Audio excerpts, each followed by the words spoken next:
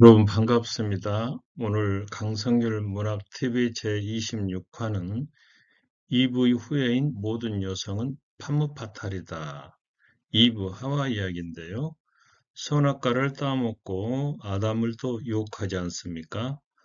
오늘날 그 여성들이 직업전선으로 뛰어들면서 여성들의 이제 권리가 힘이 세졌다는 거, 그러한 것과 이제 이 판무파탈, 남성을 성적으로 유혹해서 파멸로 이끄는, 거기에 이제 이브도 한 몫을 하고 있다.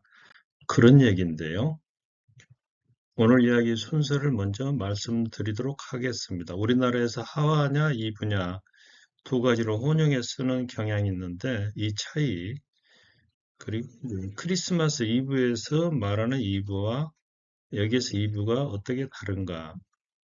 아담과 하와가 선악과를 따먹고 서로 핑계대는 장면, 그리고 그 저주로 이제 에덴 동산에서 추방을 당하지 않습니까? 그러나 두 사람이 추방당하고 저주받는 끝난 게 아니라 그로써 얻는 또 다른 반대 극부가 있다는 겁니다. 영상을 재밌게 하기 위해서 유머도 좀 넣어봤고요. 그렇다면 과연 하와가 판무파탈인가?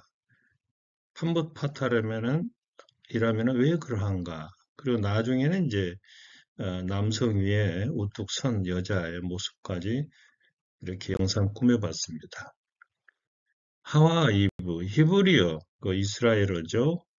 하바라고 합니다. 여기서 하바는 모든 살아있는 것들의 어머니라는 뜻인데요. 하바에서 출발해서 헬라어, 그리스어로 유화가 되고 라틴어, 즉 로마어로 헤바를 거쳐서 영어 성경에서 이브로 확정이 됐는데요. 그렇기 때문에 히브리어로 된 성경을 번역하면 하와가 되고 영어로 된 성경을 번역하면 이브가 된다는 겁니다. 왜 우리말 성경에서는 하와라 하는가? 우리 성경은 히브리어와 헬라어 원전을 직접 번역했기 때문입니다. 자, 그렇다면 이브와 크리스마스 이브란 말은 어디서 생겨났는가? 12월 25일을 크리스마스라고 부르는데요. 바로 예수 그리스도의 생일을 기념하는 날입니다. 이 크리스마스란 말은 영어의 크리스트와 미사를 의미하는 메스와 합쳐서 크리스마스가 된 겁니다. 그래서 이 크리스마스란 말은 예수 그리스도의 탄생을 축하하는 미사 또는 예배를 가리킵니다. 그리고 12월 24일을 크리스마스 이브라고 할 때 여기서 이브는 영어 이브닝의 준말입니다. 저녁이란 뜻이죠. 3세기 유럽에서는 하루의 기준을 전날의 일몰부터 말해 해가 질 때부터 다음날 일몰까지를 했기 때문에 크리스마스 이브는 곧 크리스마스 당일이 시작되는 시점입니다. 저녁이 이제 하루가 시작되는 거죠. 그래서 대표적인 성탄 찬송가인 고요한 밤, 거룩한 밤도 예수 그리스도 탄생 전야를 노래한 것이라 이렇게 볼 수가 있죠. 아담과 하와인데요. 창세기에 보면 하나님이 땅의 흙으로 사람을 지으시고 이런 대목이 나옵니다. 여기에서 땅을 나타내는 히브리어 아다마와 또 아담이 흡사하지 않습니까? 이것은 인간의 근본이 흙임을 강조하고 있다는 뜻입니다.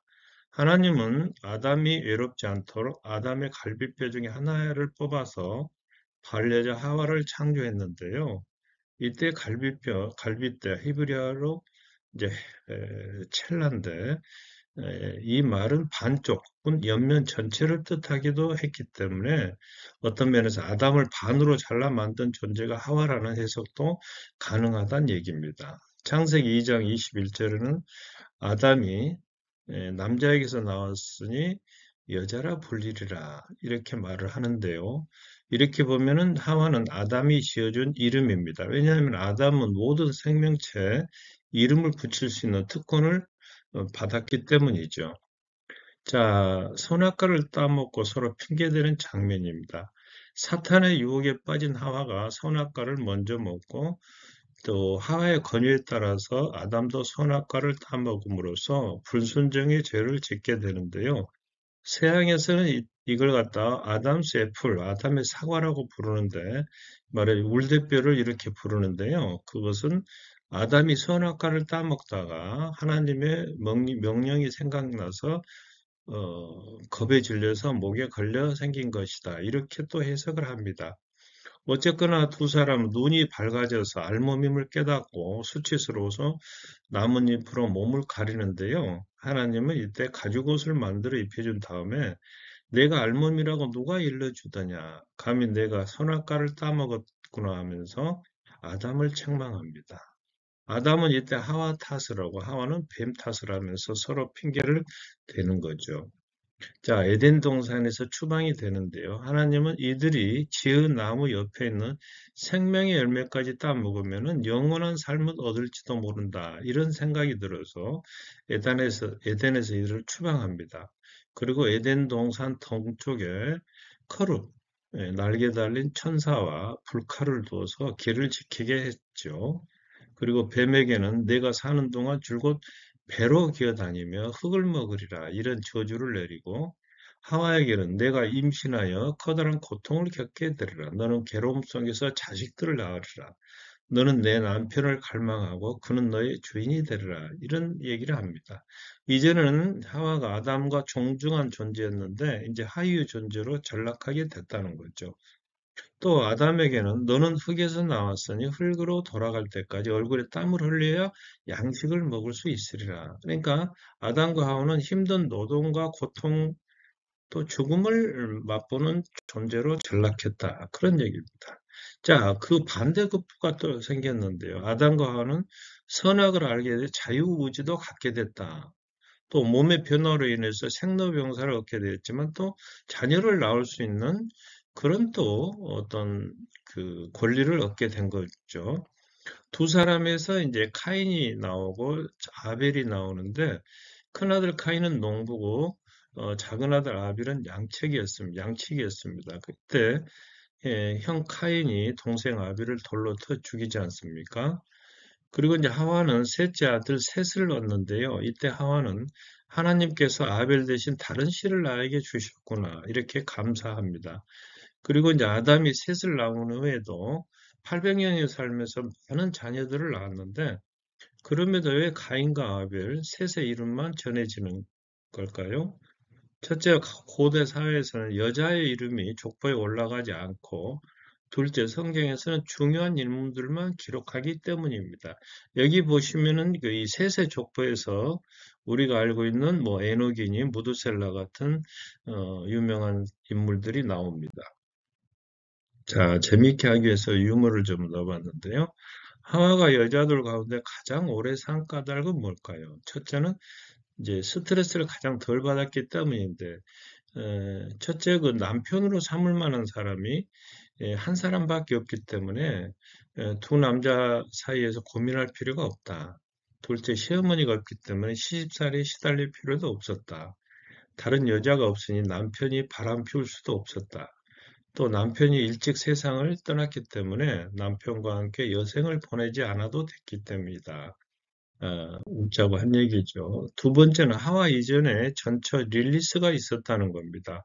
흙으로 빚었고 이제 간혹 젊은 여자 귀신으로 등장하는데요. 아담과 부부 관계를 하던 도중에 릴리스가 이렇게 항의입니다. 당신이나 나는 똑같이 이제 뼈가 아니고 흙으로 만들어졌는데 왜 나만 당신 아래에 누워야 되냐 이렇게 항의하다가 둘이 다투었습니다. 그러다가 이제 도망을 갔는데요. 야훼 하나님이 세 명의 천사를 보내서 릴리스를 추격하도록 했지만 릴리스가 끝내 버텨서 데려오지 못했다는 겁니다. 그 이후에 릴리스가 어울리며 악마 딸들을 낳았다. 이런 말도 있고 그 악마가 하와를 유혹한 뱀이었다. 이런 이야기들이 떠돌아다닙니다. 이런 이야기가 생겨난 배경은 뭘까요? 그것은 창세기 1장에서는 남자와 여자를 동시에 창조했다고 나오면서 2장에서는 아담을 만든 다음에 하와를 만든다. 이렇게 되어 있기 때문인데 다시 말해 1장에 나오는 여자와 2장의 하와가 다른 여자가 아닐까 이런 궁금증에서 이런 이야기가 나오게 됐다는 이야기입니다. 세 번째 유머는 유대교 랍비로부터 이 이야기, 즉 아담의 갈비뼈로 하와를 만들었다는 이 말을 들은 로마 황제가 정의로우신 하나님도 도둑질을 하시나? 아담이 자고 있을 때 갈비뼈를 가져가시다니. 이렇게 얘기니까 옆에서 듣고 있던 라비의 딸이 폐하, 어제 제 집에 도둑이 들어서 그러는데 병사 한 명만 빌려주세요. 그러니까 뭘 도둑받았느냐?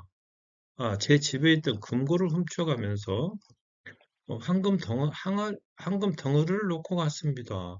그러니까 그런 도둑을 굳이 잡을 필요 있겠냐? 나한테도 그런 도둑이 왔으면 좋겠다. 이렇게 하니까 딸이 하는 얘기가 폐하. 마찬가지로 하나님께서는 갈비뼈를 훔쳐가시듯이 이 세상에 여자라는 생물을 남겨놓으셨잖아요. 더 좋은 곳을 남겨놨다. 그런 뜻이죠. 자, 하와가 왜 판무파탈이라고 하는 걸까요? 오늘날 판무파탈의 이미지가 확장되고 있는 것은 이 여성들의 사회 진출과 무관하지 않은데요. 남성에게 있어 판무파탈은 두려움과 성적 욕망의 대상으로 표현이 됩니다. 성경에서도 에덴 성산 추방 사건을 여자와 관련시키고 있으며 또 그것은 말하는 하와가 남편인 아담을 선악과로 유혹했다 이렇게 보는 거죠. 자, 그렇다면 하와는 악녀였을까요? 자, 낙원 추방을 불러온 이분은 요 부분에 틀림없습니다. 아담과 하와는 하나님에 의해서 낙원에서 추방을 당했는데 쫓겨난 부부는 삶을 속는 황홀한 쾌락을 맛보는 대신에 노동과 출산의 고통, 죽음의 공포를 경험해야 합니다. 인간은 유격의 기쁨을 얻은 대가로 불행을 겪게 됐다는 겁니다. 육체적 사랑에서 원죄가 생겨났고 섹스가 신과 인간 사이를 영원히 갈라놓았다는 뜻이죠. 이렇게 보자면 이분은 순진한 남자를 유혹하여 죄악의 구렁텅이로 빠뜨린 사악한 요구의 표본이 된다는 겁니다. 여성을 악마화시키는 장면인데요. 미술가들은 여성에 대해서 남자를 유혹하는 음란의 괴물로 표현하고 여자가 악마의 속삭임에 열심히 귀를 기울이거나 사탄과 성교하는 모습을 그리고 뱀이 여자의 생식기와 가슴을 칭칭 감고 있는 엽기적인 장면도 묘사합니다. 이에 성직자들도 여자 때리기에 발벗고 나섰는데요. 교회는 저주받은 존재인 여성이 남성을 타락시키지 않도록 철저히 예방 조치를 했는데 그 가운데는 여자의 수도원 접근을 금지하고 여성들의 기부금마저 거절했으며 여성 성직자를 인정하지 않았습니다. 여성은 지옥의 딸, 악마의 공범자라는 인식이 팽배했기 때문이죠. 그래서 보통 귀신들은 여자로 등장합니다. 우리나라에서 처녀 귀신이 있죠. 마녀 있고 마귀 할멈이 등장하곤 하지 않습니까? 자, 그럼에도 승리자로 우뚝 선 여자. 어느덧 여성은 승리자로 표현되게 이르렀는데요. 오스트리아 화가 클림트, 2014년 기준 세상에서 가장 비싼 그림 100위 안에 작품 4개가 들어있는 이 클림트는 실로 관능적인 이브를 창조해냈는데요. 만개한 꽃처럼 농염한 이브의 몸에서 생명의 에너지가 넘치는 데 반하여 이브의 배경으로 전락한 아담의 몸에서는 죽음의 냄새가 풍겨나온다. 이브가 찬란한 빛이라면 아담은 그녀의 어두운 그림자에 지나지 않고 이브가 사랑의 승리자인 데 비해서 아담은 성욕의 덫에 걸려든 희생자다. 그런 얘기입니다. 이브는 요부이자 판무파탈이다. 셰익스피어 이후 가장 위대한 영국 작가로 손꼽히는 밀턴은 그의 서사시 신라권에서 아담이 이브와 공모하여 신을 거역하는 것으로 묘사하고 있습니다. 즉, 아담은 이브가 혼자만 죄악에 빠지는 것을 두고 볼 수 없어 선악과를 함께 나눠 먹었다는 겁니다. 아담은 이브를 향한 넘치는 사랑을 주체하지 못해 그녀의 죄를 스스로 뒤집어 쓰고 고통의 길을 선택한 거다. 이로써 이브는 아담을 유혹하여 타락의 길을 걷게 한 요부가 되고 이브의 후예인 모든 여자는 판무파탈이 될 수밖에 없는 운명을 타고났다. 그런 얘기입니다. 모든 인류는 여자에 의해서 태어났기 때문인데 하와 이후의 모든 여성들도 그와 같은 신세를 물려받게 됐다. 그런 얘기입니다. 이 순간에도 아담의 후손들은 영원한 생명을 지닌 채 낙원에서 사느냐? 아니면 섹스의 기쁨을 누리면서 지상에서 고통스럽게 살 거냐를 놓고 고심하고 있으며 이처럼 이분은 끊임없이 남자의 영혼과 육체적 욕망을 시험하고 저울질하고 있다. 그런 얘기입니다. 오늘 이야기를 정리해 드리도록 하겠습니다. 하와 이브 이야기, 크리스마스 이야기, 아담과 하와, 또 선악과 저주의 반대급부로 인간은 섹스를 통하여 자녀를 낳을 수 있는 권리를 얻었다. 유머 세 가지 말씀드렸고 하와는 판무파탈이고 이브는 요브라. 여성을 악마하는 그런 시절이 있었지만 오늘날 이브는 사랑의 승리자로 아담은 성욕의 덫에 걸려진 희생자로 묘사되고 있다. 이분은 판무파탈이기 때문에 그의 후예인 모든 여자는 판무파탈이라고 할 수 있지 않느냐 그런 얘기입니다. 오늘 이야기는 저의 장편소설 복숭아꽃과 이묘국 님의 판무파탈이라는 책을 참고했습니다. 오늘 영상이 좋으셨다면 구독과 좋아요 부탁드리며 유튜브 강성일 TV도 많이 시청해 주시기 바랍니다. 여러분 감사합니다.